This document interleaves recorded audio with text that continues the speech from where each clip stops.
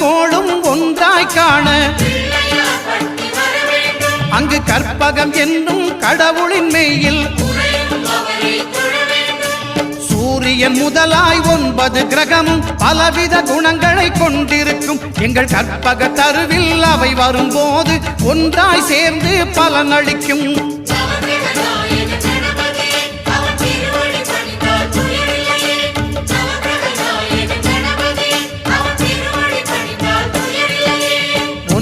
கோளும் ஒன்றாய் காண அங்கு கற்பகம் என்னும் கடவுளின் மெய்யில்